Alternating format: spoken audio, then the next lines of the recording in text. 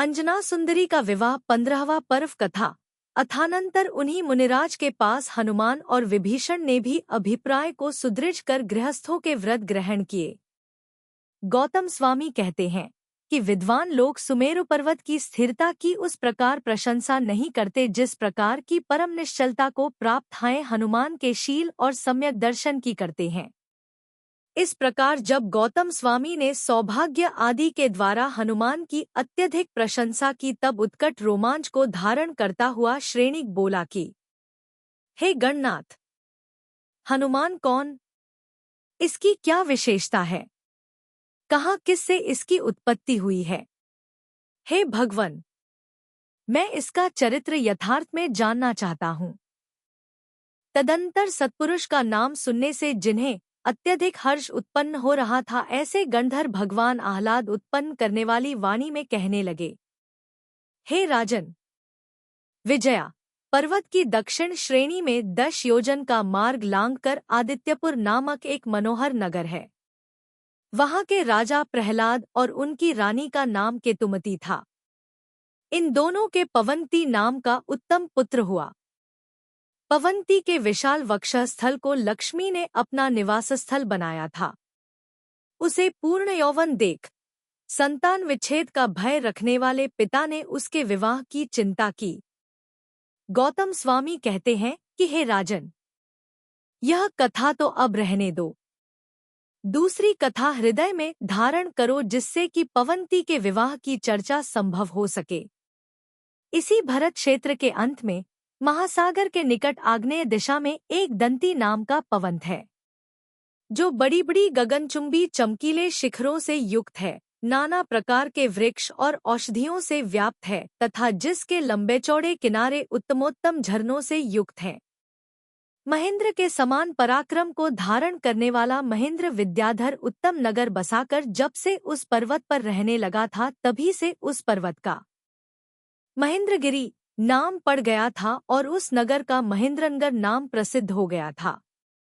राजा महेंद्र को हृदयवेगा रानी में अरिदम आदि 100 गुणवान पुत्र उत्पन्न है।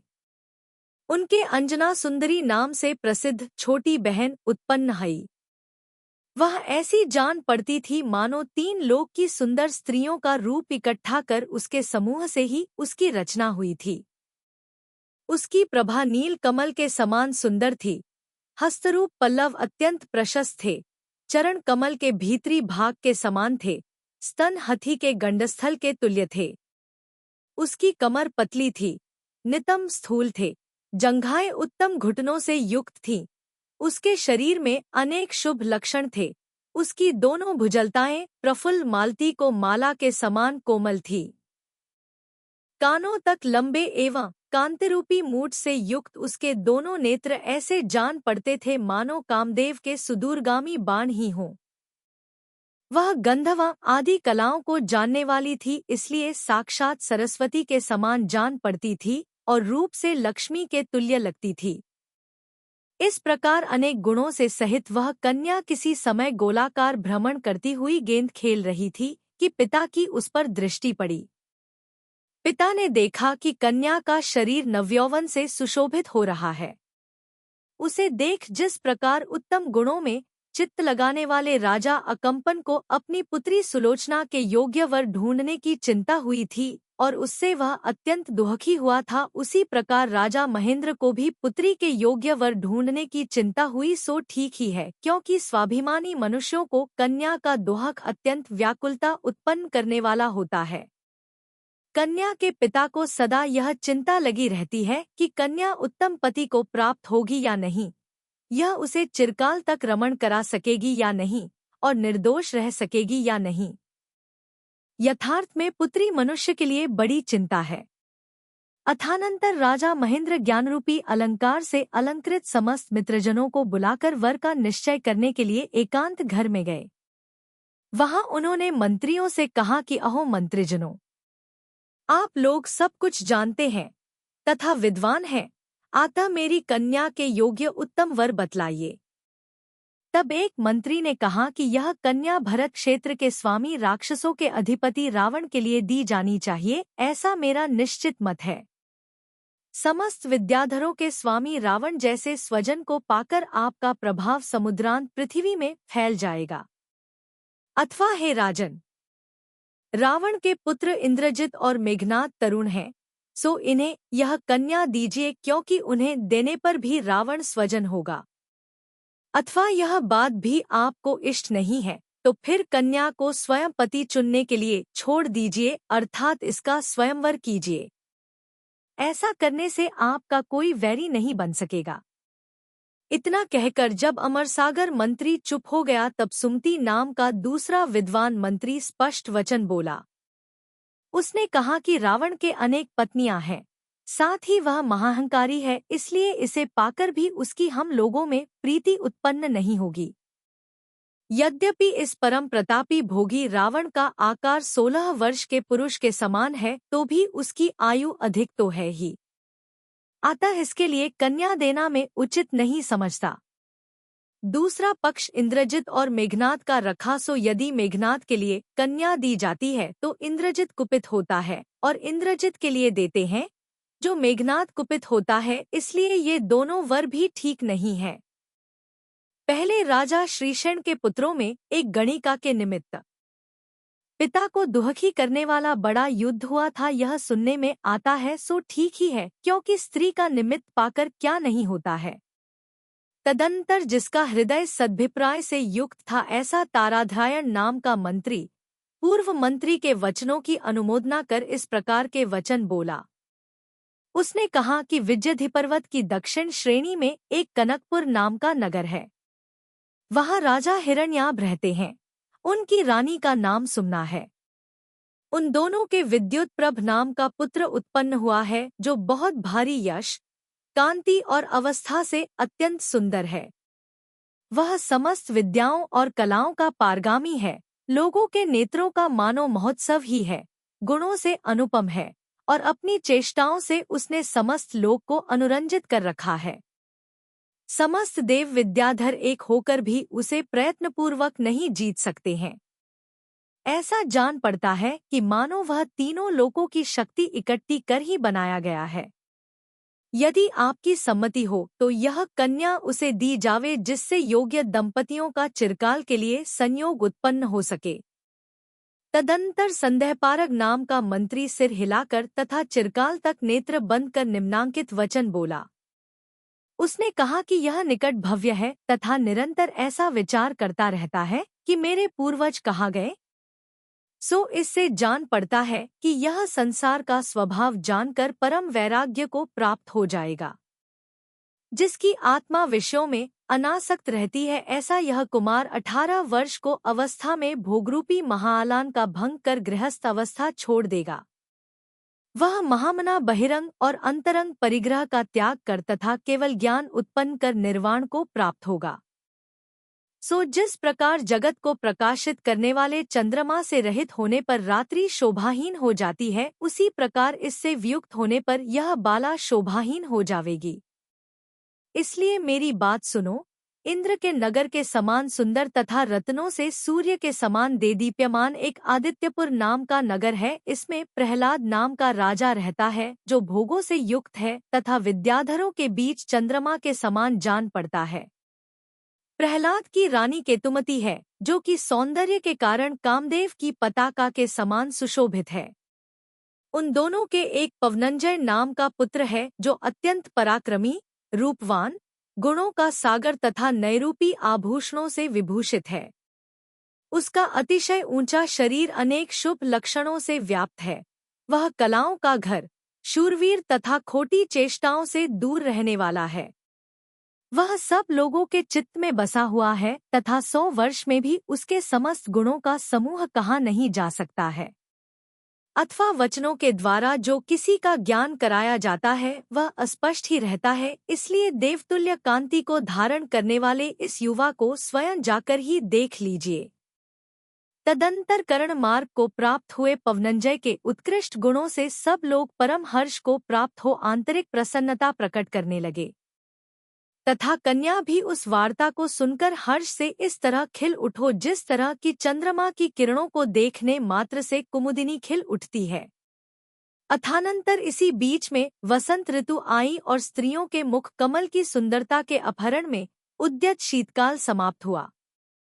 कमलिनी प्रफुल्लित हुई और नए कमलों के समूह चिरकाल से उत्कंठित भ्रमर समूह के साथ समागम करने लगे, अर्थात उन पर भ्रमरों के समूह गूंजने लगे। वृक्षों के पत्र, पुष्प, अंकुर आदि घनी मात्रा में उत्पन्न हुए, जो ऐसे जान पड़ते थे मानो वसंत लक्ष्मी के आलिंगन से उनमें रोमांच ही उत्पन्न हुए हों। जिन पर भ्रमर गुंजार कर रहे थे, ऐसे आम के मोरों के समूह कामदेव के बाणों के पटल के समान लोगों का मन बेधने लगे। मानवती स्त्रियों के मान को भंग करने वाला कोकिलाओं का मधुर शब्द लोगों को व्याकुलता उत्पन्न करने लगा। वह कोकिलाओं का शब्द ऐसा जान पड़ता था मानो उसके बहाने वसंत ऋतु ही वार्तालाप कर रही हो। स्त्रियों के जो ओठ पति के दांतों से जाने के कारण पहले वेदना से युक्त रहते थे, अब चिरकाल बाद उनमें विषदता उत्पन्न हुई। जगत के जीवों में परस्पर बहुत भारी स्नेह प्रकट होने लगा। उनका यह स्नेह उपकारपरक चेष्टाओं से स्पष्ट ही प्रकट हो रहा था। चारों ओर भ्रमण करता हुआ भ्रमर अपने पंखों की वायु से थकी हुई भ्रमरी को श्रमरहित करने लगा। उस समय हरिण दूर्वा के प्रवाल उखाड़ उखाड़ कर हरिणी के लिए दे रहा था और उससे हरिणी को ऐसा प्रेम उत्पन्न हो रहा था मानो अमत ही उसे मिल रहा हो। हाथी हथिनी के लिए खुजला रहा था। इस कार्य में उसके मुख का पल्लव छूटकर नीचे गिर गया था और हथिनी के नेत्र सुख के भार से निमीलित हो गए थे। जो गुच्छेरूपी स्तनों से झुक रही थी, जिनके पल्लवरूपी हाथ हिल रहे थे और ऊपर बैठे हुए भ्रमर ही जिनके नेत्र थे, ऐसी लतारूपी स्त्रियां वृक्षरूप पुरुषों का आलिंगन कर रही थी। दक्षिण दिशा के मुख से प्रकट हुआ मल्यस्मीर बहने लगा और सूर्य उत्तरायण हो गया, सो ऐसा जान पड़ता था मानो इस मल्यस्मीर से प्रेरित होकर ही सूर्य उत्तरायण हो गया था। वायु से हिलते हुए मौलश्री के फूलों का समूह नीचे गिर रहा था, जिसे पथिक लोग ऐसा समझ रहे थे मानो वसंतरूपी सिंह को जटाओं का समूह ही हो। विरहिणी स्त्रियों को भय उत्पन्न करने वाली अंकोल वृक्ष के पुष्पों की केशर ऐसी सुशोभित हो रही थी मानो वसंतरूपी सिंह को दंष्ट्रा अर्थात जबड़े ही हों अथवा मानरूपी हाथी का अंकुश ही हो, जिस पर भ्रमर गूंज रहे थे। ऐसा कुमुदों का सघन जाल ऐसा जान पड़ता था मानो वियोगिनी स्त्रियों के मन को खींचने के लिए वसंत ने जाल ही छोड़ रखा था। जिसके नयने पत्ते हिल रहे थे, ऐसा बोंडियों से सुशोभित अशोक का वृक्ष ऐसा सुशोभित हो रहा था मानो अधिकता के कारण स्त्रियों के द्वारा उगला हुआ राग का समूह ही हो। वनश्रेणियों में पलाश के सघन वृक्ष ऐसे सुशोभित हो रहे थे मानो विरहिणी स्त्रियों के मन में ठहरने से बाकी बचे हुए दुखरूपों अग्नि के समूह हों। समस्त दिशाओं को व्याप्त करने वाला फूलों का पराग सब ओर फैल रहा था, उससे ऐसा जान पड़ता था मानो बसंत सुगंधित चूर्ण के द्वारा महोत्सव हो मना रहा था। जब प्रेमरूपी बंधन से बंधे स्त्री पुरुष पल भर के लिए भी एक दूसरे का आदर्शन नहीं सहन कर पाते थे, तब अन्य देश में गमन किस प्रकार सहन करते। फाल्गुन मास के अंतिम 8 दिन में आष्टानिक महोत्सव आया, सो जिन भक्ति से प्रेरित तथा महाहर्ष से भरे देव नंदीश्वर द्वीप को जाने लगे। उसी समय पूजा के उपकरणों से व्यग्र हाथों वाले सेवकों से सहित विद्याधर राजा कैलास पर्वत पर गए। वह पर्वत भगवान ऋषभदेव के मोक्ष जाने से अत्यंत पूजनीय था, इसलिए भक्ति से भरा राजा महेंद्र भी बंधुवर्ग के साथ वहां गया था। श्रीमान वह राजा महेंद्र वहां पर जिन भगवान की भावपूर्वक अर्चना, स्तुति एवं नमस्कार करके स्वर्णमय शिलातल पर सकपूर्वक बैठ गया। उसी समय राजा प्रहलाद भी जिनेंद्र देव की वंदना करने के लिए कैलास पर्वत पर गया था, सो पूजा के अनंतर भ्रमण करता हुआ राजा महेंद्र को दिखाई दिया। तदंतर जिसके नेत्र विकसित हो रहे थे और मन प्रीति से भर रहा था, ऐसा प्रहलाद पुत्र को प्रीति से बड़े आदर के साथ राजा महेंद्र के पास गया। सो हर्ष से भरे महेंद्र ने भी सहसा उठकर उसकी अगवानी की और आनंद के कारण आलिंगन करते हुए प्रहलाद का आलिंगन किया। तदंतर दोनों ही राजा निश्चित होकर मनोहर शिलातल पर बैठे और परस्पर शरीरादि की कुशलता पूछने लगे। अथानंतर राजा महेंद्र ने कहा कि हे मित्र, मेरा मन तो निरंतर कन्या के अनुरूप संबंध ढूंढने की चिंता से व्याकुल रहता है, अतः कुशलता कैसे की हो सकती है।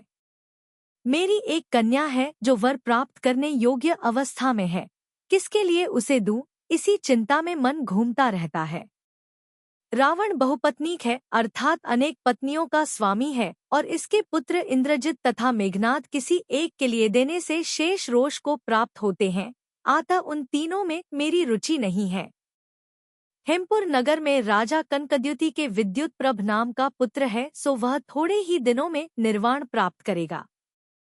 यह बात किसी सम्यज्ञानी मुनि ने कही है, सो समस्त लोक में प्रसिद्ध है और परंपरावश मुझे भी विदित हुई है। अतः मंत्रिमंडल के साथ बैठकर मैंने निश्चय किया है कि आपके पुत्र पवनंजय को ही कन्या का वर चुनना चाहिए। सो हे प्रहलाद, यहाँ पधारकर तुमने मेरे इस मनोरथ को पूर्ण किया है। मैं तुम्हें देखकर क्षण भर में ही संतुष्ट हो गया हूँ। तदंतर जिसे अभिलषित वस्तु की प्राप्ति हो रही है, ऐसे प्रहलाद ने बड़ी प्रसन्नता से कहा कि पुत्र के अनुरूप वधू ढूंढने की मुझे भी चिंता है। सो हे मित्र, आपके इस वचन से मैं जो शब्दों से न कही जाए ऐसी निश्चिंतता को प्राप्त हुआ हूँ।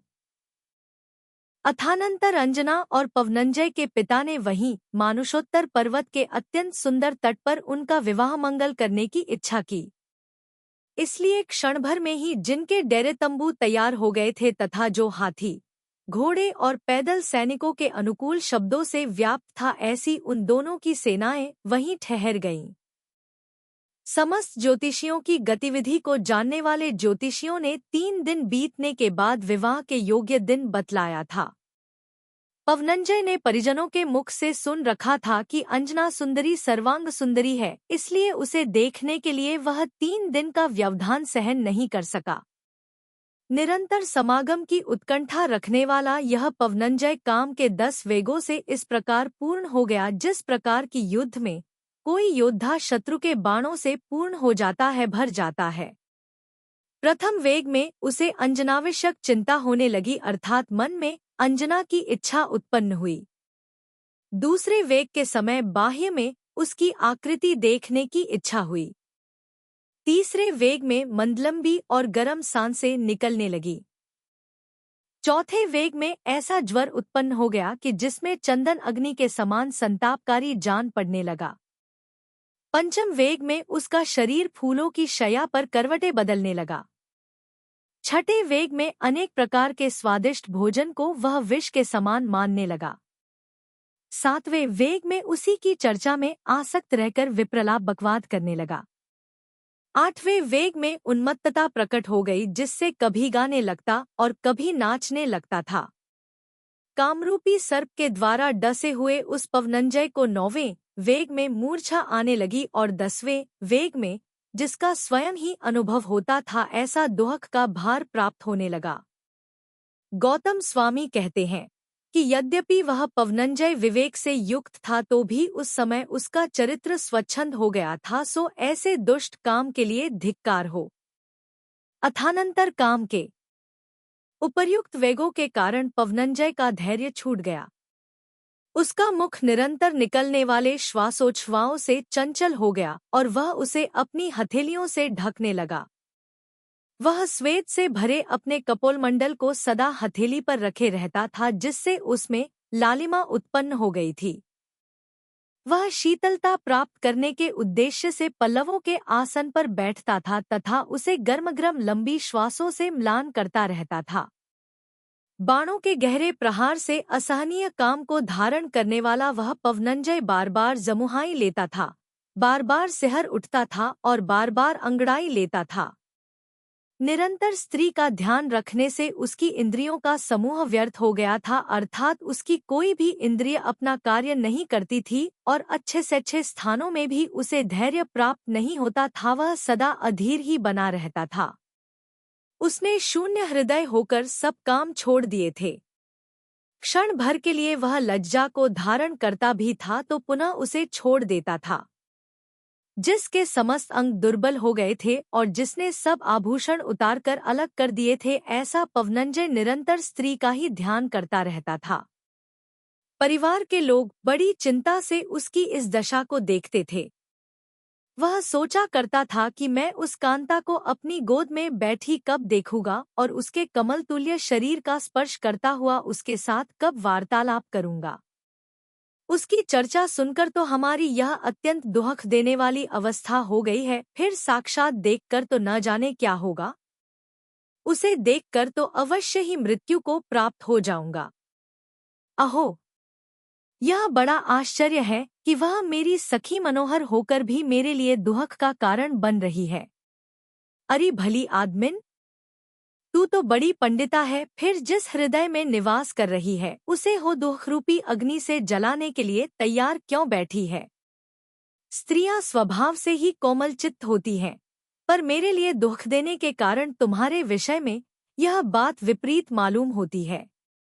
हे अनंग, जब तुम शरीर रहित होकर भी इतनी पीड़ा उत्पन्न कर सकते हो, तब फिर यदि शरीर सहित होते तो बड़ा ही कष्ट होता।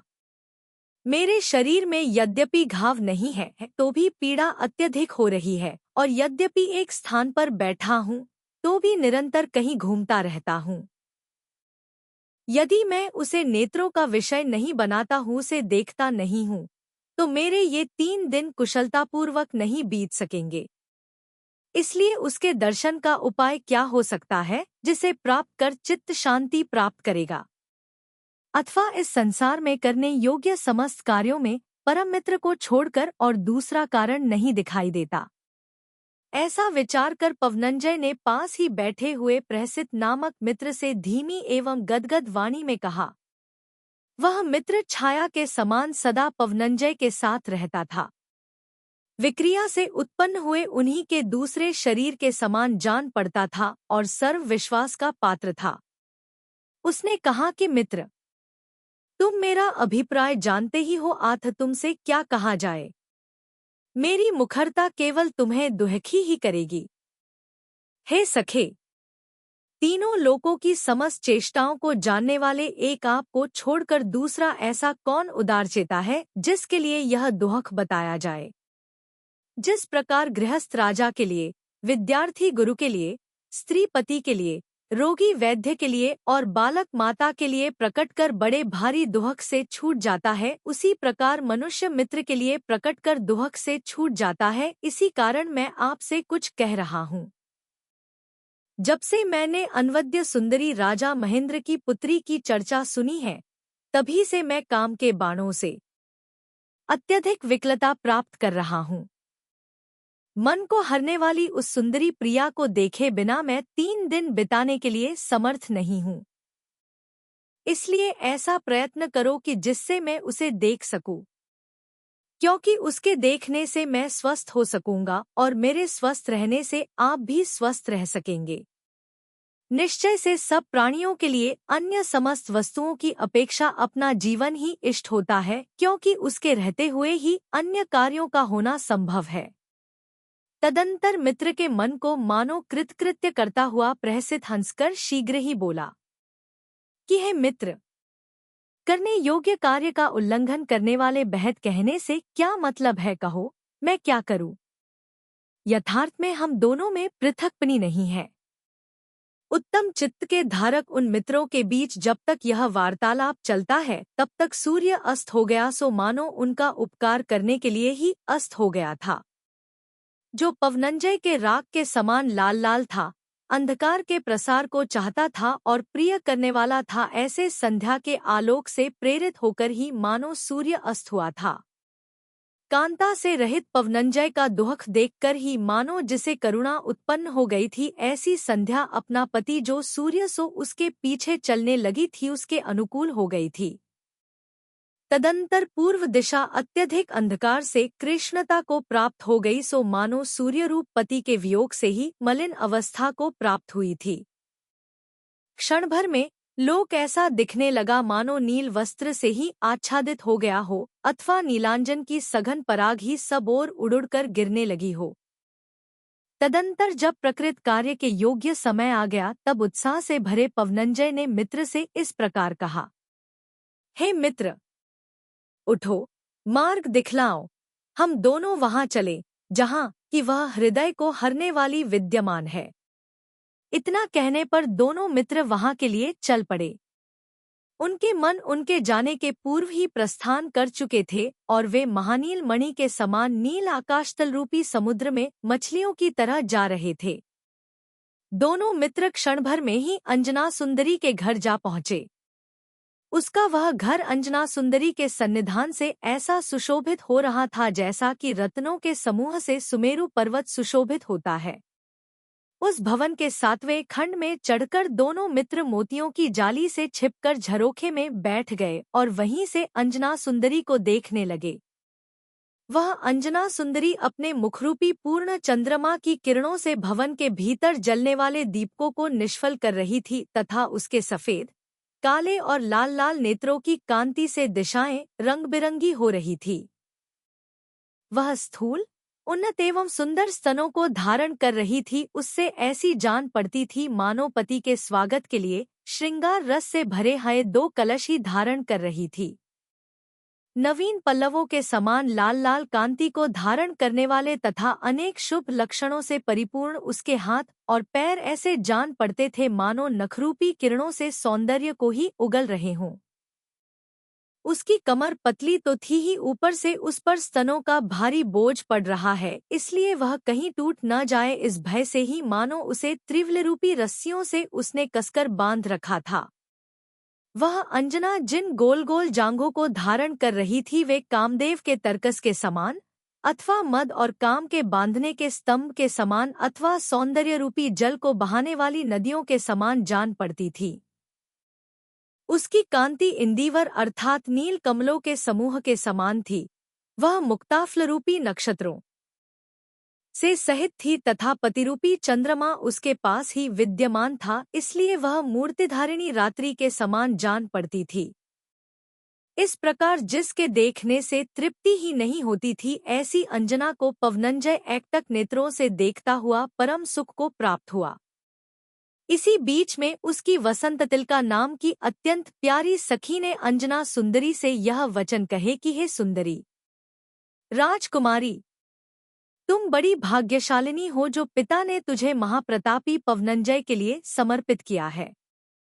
चंद्रमा की किरणों के समान निर्मल एवं अन्य मनुष्यों के गुणों की ख्याति को तिरस्कृत करने वाले उसके गुणों से यह समस्त संसार व्याप्त हो रहा है। बड़ी प्रसन्नता की बात है कि तुम समुद्र की बेला के समान महारत्नों की कांति के समूह से प्रभासित हो मनोहर शब्द करती हुई उसकी गोद में बैठोगी। तुम्हारा उसके साथ संबंध होने वाला है सो मानो रत्नाचल के तट पर रत्नों की धारा ही बरसने वाली है। यथार्थ में स्त्रियों के प्रशंसनीय संबंध से उत्पन्न होने वाला संतोष ही सबसे बड़ा संतोष होता है।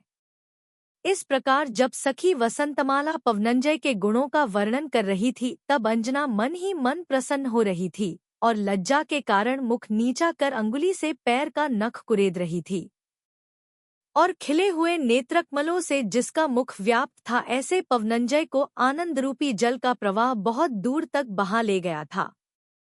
अथानंतर मिश्रकेशी नामक दूसरी सखी ने निम्नांकित वचन कहे। कहते समय वह अपने लाल लाल ओठों को भीतर की ओर संकुचित कर रही थी तथा सिर हिलाने के कारण उसकी चोटी में लगा पल्लव नीचे गिर गया था। उसने कहा कि चूंकि तू विद्युत प्रभ को छोड़कर पवनंजय के गुण ग्रहण कर रही है, इससे तूने अपना बड़ा अज्ञान प्रकट किया है। मैंने राजमहलों में विद्युत प्रभ की चर्चा कई बार सुनी है कि उसके लिए यह कन्या दी जाए अथवा नहीं दी जाए। जो समुद्र के जल की बूंदों की संख्या जानता है उसी की बुद्धि उसके निर्मल गुणों का पार पा सकती है। वह युवा है, सौम्य है, नम्र है, कांतिमान है, धीरवीर है, प्रतापी है, विद्याओं का पारगामी है और समस्त संसार उसके दर्शन को इच्छा करता है। यदि पुण्ययोग से विद्युत प्रभ इस कन्या का पति होता तो इसे इस जन्म का फल प्राप्त हो जाता। हे वसंतमालिके, पवनंजय और विद्युत प्रभ के बीच संसार में वही भेद प्रसिद्ध है जो कि गोशपद और समुद्र के बीच होता है। वह थोड़े ही वर्षों में मुनिपद धारण कर लेगा, इस कारण इसके पिता ने उसकी उपेक्षा की है, पर यह बात मुझे अच्छी नहीं मालूम होती।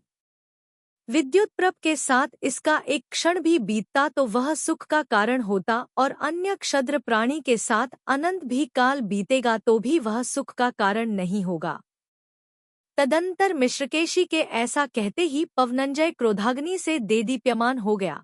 उसका शरीर कांपने लगा और क्षण भर में ही उसकी कांति बदल गई। ओठ चापते हुए उसने म्यान से तलवार बाहर खींच ली और नेत्रों से निकलती हुई लाल लाल कांति से दिशाओं का अग्रभाग व्याप्त कर दिया। उसने मित्र से कहा कि हे प्रहसित, यह बात अवश्य ही इस कन्या के लिए इष्ट होगी, तभी तो यह स्त्री इसके समक्ष इस घृणित बात को कहे जा रही है। इसलिए देखो, मैं अभी इन दोनों का मस्तक काटता हूँ। हृदय का प्यारा विद्युत प्रभ इस समय इनकी रक्षा करे। तदंतर मित्र के वचन सुनकर क्रोध से जिसका ललाट तट भौहों से भयंकर हो रहा था, ऐसा प्रहसित बोला कि मित्र अस्थान में यह प्रयत्न रहने दो। तुम्हारी तलवार का प्रयोजन तो शत्रुजनों का नाश करना है, न कि स्त्रीजनों का नाश करना। अतः देखो, निंदा में तत्पर इस दुष्ट स्त्री को मैं इन डंडे से ही निर्जीव किए देता हूँ। तदंतर पवनंजय प्रहसित के महाक्रोध को देखकर अपना क्रोध भूल गया। उसने तलवार म्यान में वापस डाल ली और उसका समस्त शरीर अपने स्वभाव की प्राप्ति में निपुण हो गया, अर्थात उसका क्रोध शांत हो गया। तदंतर उसने क्रूर कार्य में दृढ़ मित्र से कहा कि हे मित्र, शांति को प्राप्त हो। अनेक युद्धों में विजय प्राप्त करने से सुशोभित रहने वाले तुम्हारे क्रोध का भी ये स्त्रियां विषय नहीं है। अन्य मनुष्य के लिए भी स्त्रोजन का घात करना योग्य नहीं है। फिर तुम तो मदोन्मत्त हाथियों के गंडस्थल चीरने वाले हो, अतः तुम्हें युक्त कैसे की हो सकता है। उच्च कुल में उत्पन्न तथा गुणों की ख्याति को प्राप्त पुरुषों के लिए इस प्रकार यश की मलिनता करने वाला कार्य करना योग्य नहीं है। इसलिए उठो, उसी मार्ग से पुनः वापस चलें। मनुष्य की मनोवृत्ति भिन्न प्रकार की होती है, अतः उस पर क्रोध करना उचित नहीं है। निश्चित ही वह विद्युत प्रभ इस कन्या के लिए प्यारा होगा, तभी तो पास बैठकर मेरी निंदा करने वाली इस स्त्री से उसने कुछ नहीं कहा। तदंतर जिनके आने का किसी को कुछ भी पता नहीं था, ऐसे दोनों मित्र झरोखे से बाहर निकलकर अपने डेरे में चले गए। तदंतर जिसका हृदय अत्यंत शांत था, ऐसा पवनंजय परम वैराग्य को प्राप्त होकर इस प्रकार विचार करने लगा कि जिसमें संदेहरूपी विषम भंवरें उठ रही हैं और जो दुष्टभावरूपी मगरमच्छों से भरी हुई हैं, ऐसी परपुरुषासक्त स्त्रीरूपी नदी का दूर से ही परित्याग करना चाहिए। जो खोटे भावों से अत्यंत सघन है तथा जिसमें इंद्रियरूपी दुष्ट जीवों का समूह व्याप्त है, ऐसी यह स्त्री एक बड़ी अटवी के समान है। विद्वत जनों को कभी इसकी सेवा नहीं करनी चाहिए। जिसका अपने शत्रु के साथ संपर्क है, ऐसे राजा की सेवा करने से क्या लाभ है। इसी प्रकार शिथिल मित्र और परपुरुषासक्त स्त्री को पाकर सख कहाँ से हो सकता है। जो विज्ञ पुरुष हैं, वे अनादृत होने पर इष्टमित्रों, बंधुजनों, पुत्रों और स्त्रियों को छोड़ देते हैं, पर जो क्षुद्र मनुष्य हैं, वे पराभवरूपी जल में डूबकर वहीं नष्ट हो जाते हैं। मदिरापान में राग रखने वाला वैद्य, शिक्षा रहित हाथी, अहेतुक वैरी, हिंसापूर्ण दुष्ट धर्म, मूल की गोष्ठी, मर्यादाहीन देश, क्रोधी तथा बालक राजा और परपुरुषासक्त स्त्री बुद्धिमान मनुष्य, इन सब को दूर से ही छोड़ देवे। ऐसा विचार करते हुए पवनंजय की रात्रि कन्या की प्रीति के समान क्षय को प्राप्त हो गई और जगाने वाले बाजे बज उठे। तदंतर संध्या की लाली से पूर्व दिशा आच्छादित हो गयो, सो ऐसो जान पड़ती थी मानो पवनंजय के द्वारा छोड़े हुए राग से ही निरंतर आच्छादित हो गई थी।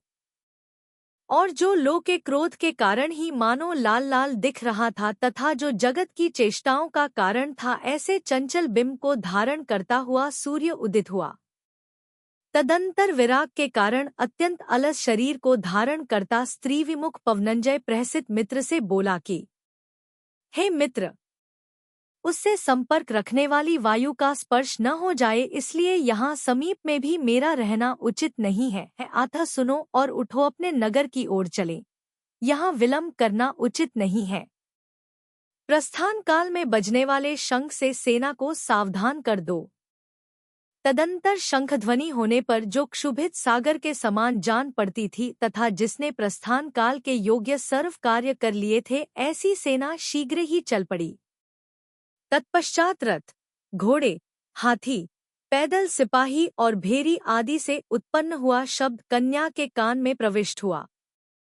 प्रस्थान को सूचित करने वाले उस शब्द से कन्या अत्यंत दुखी हुई, मानो मुद्गर प्रहार संबंधी वेग से प्रवेश करने वाली कील से पीड़ित ही हुई थी। वह विचार करने लगी कि हाय हाय, बड़े खेद की बात है कि विधाता ने मेरे लिए खजाना देकर छीन लिया। मैं क्या करूं? अब कैसा क्या होगा? इस श्रेष्ठ पुरुष की गोद में कोड़ा करूंगी। इस प्रकार के जो मनोरथ मैंने किए थे मुझ अभागिनी के, वे सब मनोरथ अन्यथा ही परिणत हो गए और रूप ही बदल गए। इस वैरिन सखी ने जो उनकी निंदा की थी, जान पड़ता है डॉट की किसी तरह उन्हें इसका ज्ञान हो गया है, इसीलिए वे मुझ पर द्वेष करने लगे हैं। विवेक रहित, पापिनी तथा कर वचन बोलने वाली इस सखी को धिक्कार है, जिसने कि मेरे प्रियतम को यह अवस्था प्राप्त करा दी। पिताजी यदि हृदयवल्लभ को लौटा सके तो मेरा बड़ा हित करेंगे, और क्या इनकी भी लौटने की बुद्धि होगी। यदि सचमुच ही हृदयवल्लभ मेरा परित्याग करेंगे तो मैं आहार त्याग कर मृत्यु को प्राप्त हो जाऊंगी। इस प्रकार विचार करती हुई अंजना मूर्छित हो छिन्नमूल लता के समान पृथ्वी पर गिर पड़ी। तदंतर यह क्या है, ऐसा कहकर परम उद्वेग को प्राप्त हुई दोनों सखियों ने शीतलोपचार से उसे मूर्छारहित किया। उस समय उसका समस्त शरीर ढीला हो रहा था और नेत्र निश्चल थे। सखियों ने प्रयत्नपूर्वक उससे मूर्छा का कारण पूछा, पर वह लज्जा के कारण कुछ कह न सकी। अथानंतर वायुकुमार पवनंजय की सेना के लोग इस अकारण गमन से चकित हो बड़ी आकुलता के साथ मन में विचार करने लगे कि यह कुमार इच्छित कार्य को पूरा किए बिना ही जाने के लिए उद्यत क्यों हो गया है। इसे किसने क्रोध उत्पन्न कर दिया, अथवा किसने इसे विपरीत प्रेरणा दी है। इसके कन्या ग्रहण करने की समस्त तैयारी है हो, फिर यह किस कारण उदासीन हो गया है। कितने ही लोग हंसकर कहने लगे कि चूंकि इसने वेग से पवन को जीत लिया है, इसलिए इसका पवनंजय यह नाम सार्थक है। कुछ लोग कहने लगे कि यह अभी तक स्त्री का रस जानता नहीं है, इसीलिए तो यह इस कन्या को छोड़कर जाने के लिए उद्यत हुआ है। यदि इसे उत्तम रति का ज्ञान होता तो यह जंगली हाथों के समान उसके प्रेमपाश में सदा बंधा रहता। इस प्रकार एकांत में वार्तालाप करने वाले सैकड़ों सामंतों के बीच खड़ा हुआ पवनंजय वेगशाली वाहन पर आरूढ़ हो चलने के लिए प्रवृत्त हुआ। तदंतर जब कन्या के पिता को इसके प्रस्थान का पता चला, तब वह हड़बड़ाकर घबराए हुए समस्त बंधुजनों के साथ वहां आया। उसने प्रहलाद के साथ मिलकर कुमार से इस प्रकार कहा कि हे भद्र, शोक का कारण जो यह गमन है सो किस लिए किया जा रहा है? आपसे किसने क्या कह दिया? हे भद्र पुरुष, आप किसे प्रिय नहीं हैं? हे विद्वन, जो बात आपके लिए नहीं रुचती हो उसका तो यहाँ कोई विचार ही नहीं करता। दोष रहते हुए भी आपको मेरे तथा पिता के वचन मानना उचित है, फिर यह कार्य तो समस्त दोषों से रहित है, अतः इसका करना अनुचित कैसे की हो सकता है। इसलिए हे विद्वन, लौटो और हम दोनों का मनोरथ पूर्ण करो। आप जैसे पुरुषों के लिए पिता की आज्ञा तो आनंद का कारण होना चाहिए। इतना कहकर श्वसुर तथा पिता ने संतान के रागवश नतमस्तक वीर पवनंजय का बड़े आदर से हाथ पकड़ा। तत्पश्चात श्वसुर और पिता के गौरव का भंग करने के लिए असमर्थ होता पवनंजय वापस लौट आया और क्रोधवश कन्या को दाहक पहुंचाने वाले कारण का इस प्रकार विचार करने लगा। अब मैं इस कन्या को विवाह कर अस्मागम से उत्पन्न दुख के द्वारा सदा दुखी करूंगा, क्योंकि विवाह के बाद यह अन्य पुरुष से भी सुख प्राप्त नहीं कर सकेगी। पवनंजय ने अपना यह विचार मित्र के लिए बतलाया और उसने भी उत्तर दिया कि ठीक है, यही बात मैं कह रहा था जिसे तुमने अपनी बुद्धि से स्वयं समझ लिया। प्रियतम को लौटा सुनकर कन्या को बहुत हर्ष हुआ। उसके समस्त शरीर में रोमांच निकल आए। तदंतर समय पाकर बंधुजनों ने दोनों का विवाह रूप मंगल किया, जिससे सबके मनोरथ पूर्ण हुए।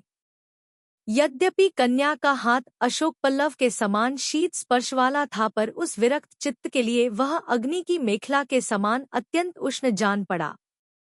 बिजली को तुलना करने वाले अंजना के शरीर पर किसी तरह इच्छा के बिना हो पवनंजय की दृष्टि गई तो सही, पर वह उस पर क्षण भर के लिए भी नहीं ठहर सकी।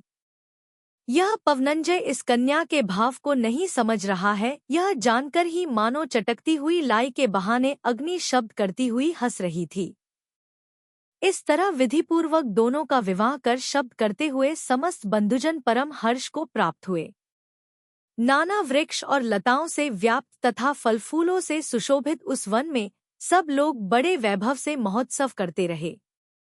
तदंतर परस्पर वार्तालाप और यथा योग्य सत्कार कर सब लोग यथास्थान गए। जाते समय सब लोग वियोग के कारण क्षण भर के लिए दुखी हो उठे थे। गौतम स्वामी राजा श्रेणिक से कहते हैं कि हे राजन, तत्व की स्थिति को नहीं समझने वाले प्राणी दूसरे के लिए जो दुख अथवा सुख पहुंचाते हैं, उसमें मूल कारण संताप पहुंचाने वाला कर्म रूपी सूर्य ही है, अर्थात कर्म के अनुकूल या प्रतिकूल रहने पर ही दूसरे लोग किसी को सुख या दुख पहुंचा सकते हैं। इस प्रकार आर्ष नाम से प्रसिद्ध रविशनाचार्य कथित पद्मचरित में अंजना सुंदरी के विवाह का कथन करने वाला 15वां पर्व समाप्त हुआ।